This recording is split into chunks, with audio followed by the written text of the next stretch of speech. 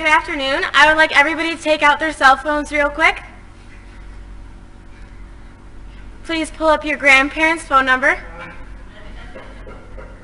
Lock it and then set it on your lap, please. So I'd like to ask, how many of you feel like you have to visit with your grandparents? How many of you feel like you get to visit with your grandparents?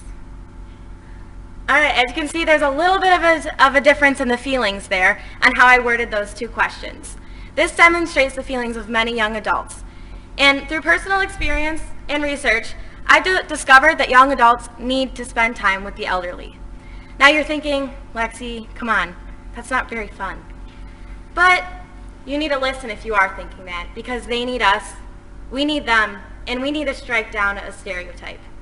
This stereotype is called ageism. It is a term coined by Dr. Robert from Columbia University in the mid-1900s in an article entitled Ageism in America.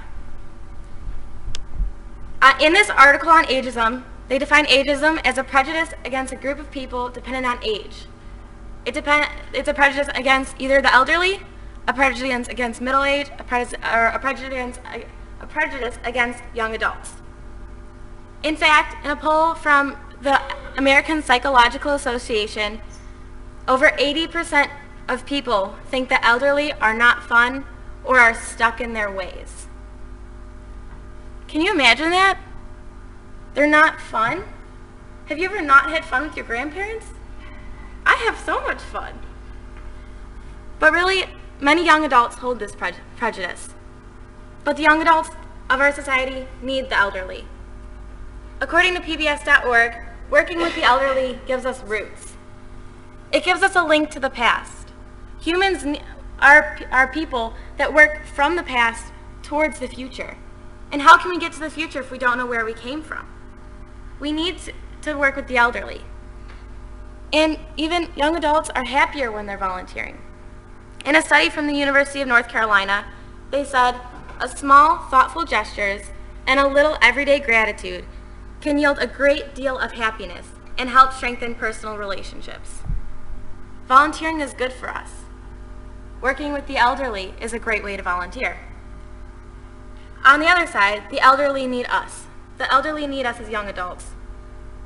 Especially as the winter months are coming closer to us, and the days are getting shorter, and it's darker outside. We hit a disorder called seasonal affective disorder, which is a depression in the winter months. Over 20% of adults have this. It's more common in the elderly. And during these winter months, where we're busy running around, getting ready for Christmas and Thanksgiving and whatever other holidays there are out there, not spending time with the elderly, taking the time to call our grandparents, yields a very lonely time. I visit with one man named Frank every Monday night for an hour. The Monday before I gave this speech for the first time, he told me, "You don't know how much this means to us that you come. Nobody seems to care how lonely we are."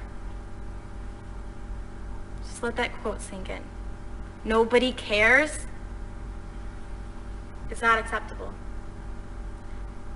The elderly need a connection with the future just as much as we need a link to the past. They've lived a long life, a long, fruitful life, and they've left a mark. They need their mark to continue, and we are that mark. We can continue it. They're going to offer us great advice, great wisdom. So there's a solution to this. The solution is easy. To volunteer, to call your grandparents. Think about it. It's so easy that there are actually clubs on campus that will connect you, the young adults, to the elderly. There's one called HANDS, Helping All Ages Near Dayton, that I'm a part of. Every Monday night, we go for 1 hour, just 1 hour out of your day, to go paint nails at 10 Wilmington Place up the street. Every Thursday, we go to Carlisle, which is a new residence home, or new nursing home. A little bit further away, but it's still fun. The other easy thing to do is to call your grandparents. I really urge you to do this now. I emphasize that you must do this as soon as possible, because I cannot call my grandparents. I don't have any grandparents. My last grandma died in January, and I was very close to her. So take advantage of this as well you can. So in conclusion, it benefits you, it benefits them, and it strikes down stereotypes. As it is now the end of the session, and you already have their contact information pulled up, all it takes is a push of a button. Go and call your grandparents. Thank you.